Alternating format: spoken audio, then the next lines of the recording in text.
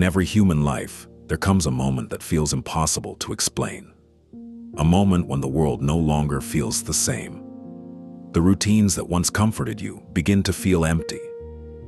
The people around you seem distant. The identity you spent years building suddenly feels artificial, almost like a mask. And for the first time, somewhere deep inside, a quiet voice begins to whisper, "This is not who you truly are." Carl Jung believed this moment was not a mistake, not depression, not madness, but the beginning of awakening, an encounter with the unconscious. Most people spend their lives identified with the persona, the social mask created to survive the world, the successful worker, the good son, the strong man, the agreeable woman, the identity constructed to gain acceptance, safety, and love. But beneath the persona lives something older, something hidden, the shadow. The unconscious contains everything we refuse to see within ourselves. Our fears, desires, rage, creativity, instincts, trauma, and untapped potential. And no matter how deeply it is buried, it never disappears. It waits, quietly, until the moment your soul can no longer tolerate the lie. Awakening often begins through suffering, a heartbreak, isolation, loss, failure, existential emptiness, a sudden realization that the life you built does not belong to you anymore. And this is why awakening feels so terrifying, because it is not the addition of something new, it is the destruction of illusion. The unconscious begins to rise precisely when the conscious identity becomes too small for the soul. Jung understood something most people never realize. The psyche seeks wholeness, not comfort, not social approval, wholeness. And when the conscious mind refuses growth for too long, the unconscious intervenes. Through anxiety, through dreams, through emotional collapse, through strange synchronicities, through the unbearable feeling that something inside you is dying. Because something is dying. The false self. This process is what Jung called individuation. The journey toward becoming who you truly are, not who society told you to become. Not who your parents expected you to be, not who fear shaped you into, but the deeper self hidden beneath conditioning. And this is why awakening often happens at specific moments in life, usually when the structures supporting your old identity begin to collapse. Your 20s may be driven by ambition and external validation. Your 30s may confront you with emptiness. Midlife may suddenly expose decades of repression. The unconscious emerges when the soul realizes time is running out. When you can no longer postpone yourself, many people resist this moment. They distract themselves endlessly. They drown the voice with entertainment, work, alcohol, social media, noise. Because awakening is painful.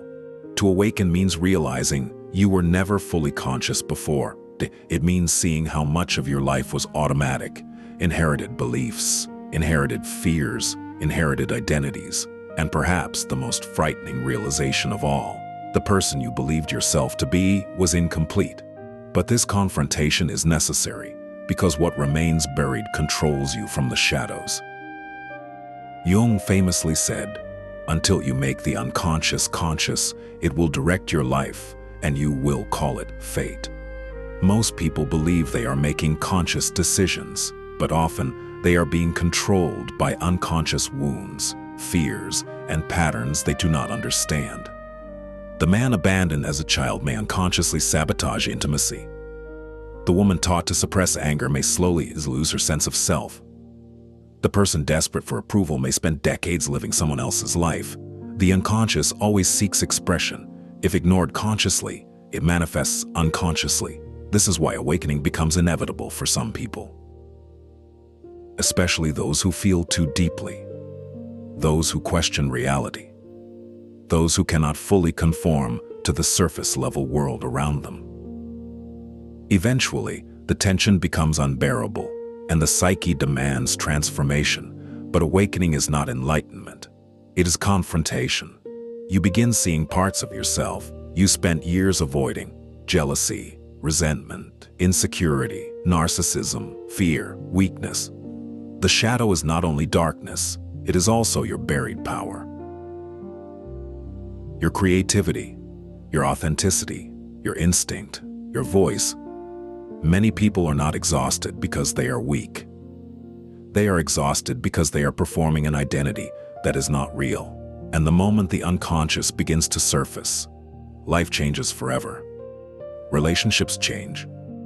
Priorities shift. Old ambitions lose meaning. You begin craving solitude, depth, truth. Sometimes you lose people because awakening separates you from environments built around the old version of you. This is why the process can feel lonely. You are no longer fully connected to who you were, but not yet fully connected to who you are becoming. It is a psychological death and rebirth. Ancient cultures understood this. Mystics understood this. Jung understood this. Before transformation comes disintegration. And this is why so many awakenings begin in darkness. The unconscious is not your enemy. It is the hidden half of your soul calling you toward wholeness. The anxiety, the emptiness, the strange feeling that your life no longer fits, may not be signs that you are broken. They may be signs that you are finally beginning to see. Because awakening is not becoming someone new. It is remembering who you were before the world told you who to be.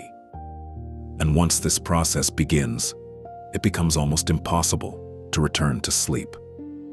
The old illusions stop working. The distractions lose their power. The mask becomes too heavy to wear, and slowly, painfully, beautifully, the unconscious becomes conscious, not to destroy you, but to transform you into someone whole.